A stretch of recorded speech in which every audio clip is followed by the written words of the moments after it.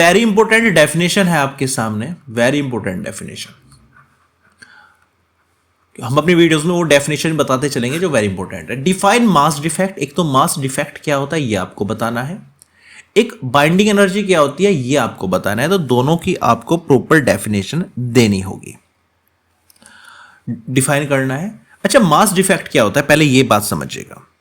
जो mass defect होता है, अब समझिएगा, मान के चलिए आपके सामने एक एग्जांपल दे रहा हूं, प्रैक्टिकल एग्जांपल दे रहा हूं, ठीक है ना।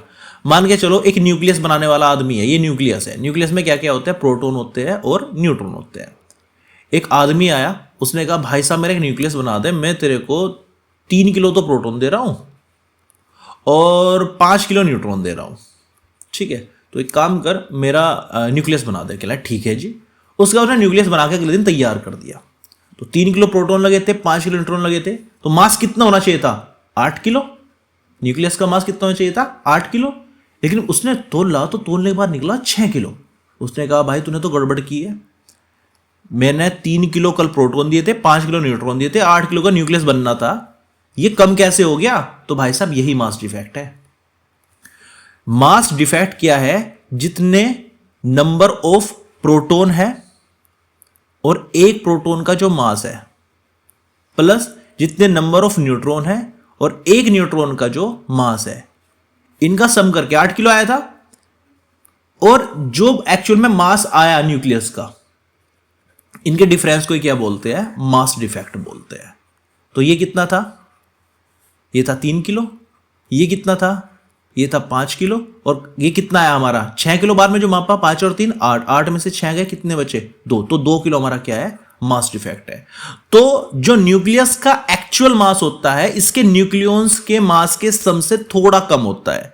तो ये जो डिफरेंस है ना, उसी को क्या बोलते हैं, मास डिफेक्ट बोलते हैं। अगर हम यहां पर इसकी स्टैंडर्ड डेफिनेशन की बात करें तो इसके वो बनेगी, difference in the mass of the nucleus and its constituents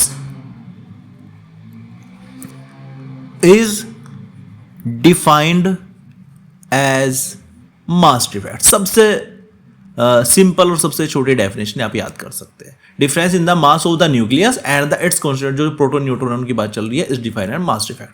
तो मास डिफेक्ट की स्टैंडर्ड डेफिनेशन होगी।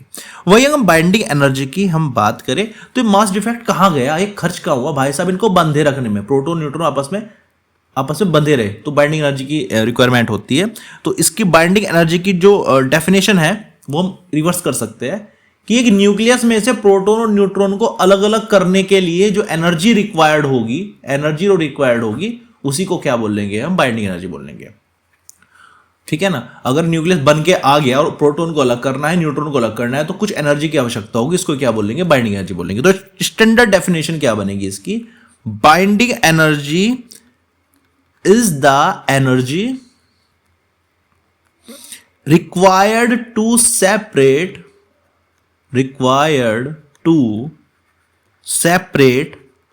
The nucleons from the nucleus. सबसे सिंपल और अच्छी definition, binding energy required to separate the nucleus from the nucleus. तो ये होगी इसकी डेफिनेशन। ये लर्न कर लेना अभी के अभी, ये मत सोचो इसको कॉपी पे नोट कर लेता हूं बाद में याद कर लूंगा, कॉपी पे भी नोट कर लेना, लेकिन पहले सबसे सिंपल डेफिनेशन है, पहले इसको यही कि ये लर्न कर लो, उसके बाद फिर कॉपी पे नोट करना, बिना देख के नोट करना, आपकी प्रैक्टिस अच्छी होगी। और ये बहुत इंपॉर्टेंट है, मैं अपनी वीडियोस उन्हीं डेफिनेशन पे बनाऊंगा जो बोर्ड में काफी बार आई हुई है और आगे भी आएगी। अब इसका एक पोर्शन और था sorry, describe fission process on the basis of binding energy per nucleons. आपको फिजन प्रोसेस बताना है बाइंडिंग एनर्जी पर न्यूक्लियॉन्स के बेस पे। तो उसके लिए आपको समझना पड़ेगा। देखो एक ग्राफ है जिसको बोलते हैं, आपको पेपर में ग्राफ नहीं बनाना है, उन्होंने कहानी ग्राफ बनाने को समझा रहा हूं सिर्फ। इधर तो होती है बाइंडिंग एनर्जी पर न्यूक्लियॉन्स और इधर होता है मास नंबर। अब होता क्या है, इसके अंदर एक ग्राफ बनता है इस तरीके से, ऐसे करके ऐसे, ठीक है। अगर मैं बात करूं इस पॉइंट की, जो बाइंडिंग एनर्जी पर न्यूक्लियॉन से सबसे ज्यादा है, क्योंकि सबसे उठा हुआ है ये। अब जिसकी बाइंडिंग एनर्जी पर न्यूक्लियॉन सबसे ज्यादा होगी, समझो वो ज्यादा स्टेबल है, सबसे ज्यादा स्टेबल है। मान के चलिए गुब्बारा है, आपने गुब्बारा फुलाया, चलो और फुलाया और फुलाया, आप फिर कहते रहे मत फुलाओ और फूट जाएगा, तो मतलब उसकी स्टेबिलिटी कम होती जा रही है। अब एक टाइम पे जब फूट जाएगा अनस्टेबल हो जाएगा, बिल्कुल जब फूटने को तैयार होगा कि फूट सकता है कभी भी, तो कैसा हो जाएगा अनस्टेबल। और जब तक सेफ है वो तो स्टेबल फॉर्म में है। तो फिलहाल ये नहीं टूट पाएंगे, ये इतने स्ट्रॉन्ग हो जाते हैं यहाँ पे, ये टूट नहीं पाते। तो मोस्टली जो न्यूक्लियॉन्स है कोशिश की जाती है वे स्टेबल रहे, उनका बाइंडिंग एनर्जी पर न्यूक्लियॉन सबसे ज्यादा रहे। तो यहां से अगर शुरू करें, मान के चलो यहां पे होते हैं लाइट न्यूक्लियॉन, लाइट जो मेटल्स होते हुए होते हैं यहाँ पे, यहाँ होते हैं हैवी। एग्जांपल देता हूं, जैसे कि यहाँ पे 12 है और यहाँ पे 13 है, ठीक है, 12 13 या 22 23 कर लो, 22 है 23 है। जो सबसे मैक्सिमम होती है ना बाइंडिंग पर न्यूक्लियॉन, वो 56 की होती है, Fe की, आयरन जिसको हम बोलते हैं। यह यूरेनियम 238 है। अब ध्यान से समझिएगा, यूरेनियम 238 ये नंबर से चल रहा है, 22 23 24 फिर 56 आया, फिर 74 75 100 200 ऐसे चल रहा है, नंबरिंग ऐसे चल रही है ग्राफ पे।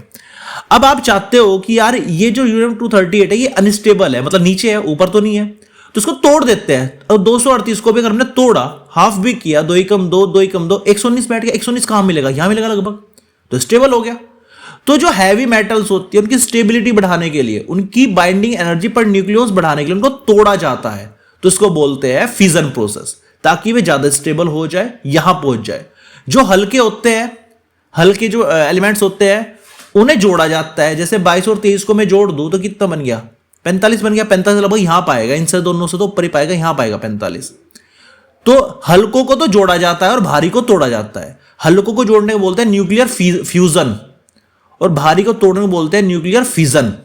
इस बात ध्यान रखना, ताकि इनकी बाइंडिंग एनर्जी पर न्यूक्लियॉन्स बढ़ जाए। तो क्वेश्चन था describe fission process on the basis of binding energy per nucleons. Fission process occurs for the increment of the binding energy per nucleus of the element by the help of which we can increase its stability। Simple, ये answer आपको देना था। Proper समझ आ गया? अगर समझ नहीं आया कमेंट कर देना कि सर बाइंडिंग एनर्जी पर न्यूक्लियस का आप कर्व समझा दीजिए, वो समझा देंगे आपको। इससे समझ में आ गया तो बहुत अच्छी बात है, अगर कर्व भी समझ में आ गया, ये आपको बोर्ड में करना है, वेरी वेरी इंपॉर्टेंट है भाई साहब, वेरी वेरी इंपॉर्टेंट। इसलिए मैं वैसे डेफिनेशंस की वीडियो नहीं बनाता, इसलिए बना दी है ताकि इजी वे में आप लिख सको, इजी वे में आप याद कर सको और इजी वे में आप समझ सको।